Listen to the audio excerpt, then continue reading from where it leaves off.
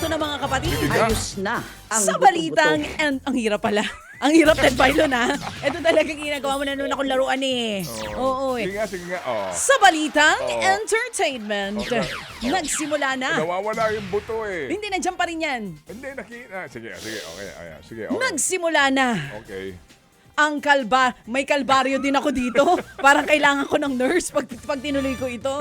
Pero ito nga mga kapatid, nagsimula na po. Ang hirap pala nun. Oo. Nagsimula na po ang kalbaryo sa karakter ni Gerald Anderson sa seryeng Sins of the Father. Pumanaw na kasi si Mike Trinidad na ginagampanan po ni John Arcilia. Ang masaklap, pinagbintangan ng anak ni Mike na si Samuel na pumatay sa kanyang ama. Pero mas malaking problema para kay Samuel ang mga nag-invest sa Yayaman Tayo Investment Fund. Ay, may ganun. Dahil siya po ang hinahabol ng mga galit na investors. Isa raw kasing Ponzi scheme ang investment fund ni Mike. Pero may pag-asa pang mabawi ang pera matapos matuklasan ni Samuel na may iniwang crypto wallet ang ama na may lamang milyong-milyong dolyar. Abangan ang susunod na gagawin ni Samuel sa Sins of the Father, 9:30 ng gabi sa TV5. You know, Sins of the Father. Nakafocus ngayon si Mr. Pure Energy Gary V sa Idol Kids Philippines na mapapanood sa TV5. Sabi po, ni Gary V, Lolo Gary ang magiging atake niya sa pagkahurado ng mga batang singer. Ituturing niya raw po na parang mga apo ang mga sasalang sa entablado. Dagdag pa ni Mr. Pure Energy, meron daw psychologist sa show na tutulong sa mga batang contestant para hindi malungkot ang mga batang hindi makakapasok.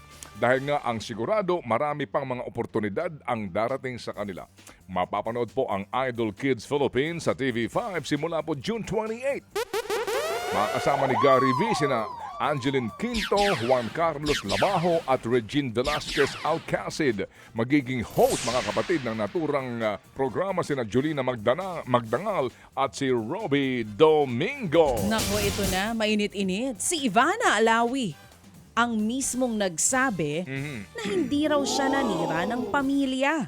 Sinabi niya yan ng matanong sa kanyang vlog sa pamamagitan po ng isang lie detector test.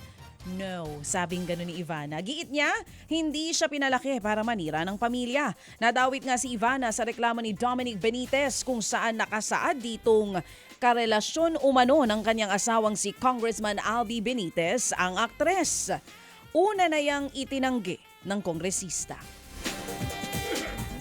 Nasaan si Gil sa studio? Nasaan si Gil? Nandyan, busy sa think about it. Bakit? Ba't mo hinahanap si Gil? Busy po sa panonood ng TikTok. Meron pong pa-special screening po naman at talkback para po sa pelikulang Song of the Firefly sa isang mall sa Quezon City. Present dito ang cast ng award-winning musical film. Pinagbibidahan yan ng Asia's Phoenix, si Morissette, na gumanap bilang ang teacher at music trainer po na si Miss Alma Taldo. Tampok sa musical drama ang kwento ni Alma at ng Lubok Children's Choir. Kabilang po sa mga producers po ng pelikula ang M-Quest Ventures. Simula ngayong araw, mapapanood na sa mga sinihan sa Pilipinas ang Song of the Fireflies. Good news naman para sa Blinks. Magkakaroon ng comeback sa July ang Blackpink.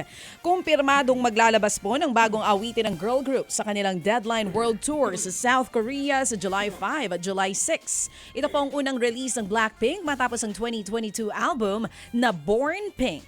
Sa November, dadalhin ng grupo ang kanilang Deadline World Tour concert dito po sa Pilipinas.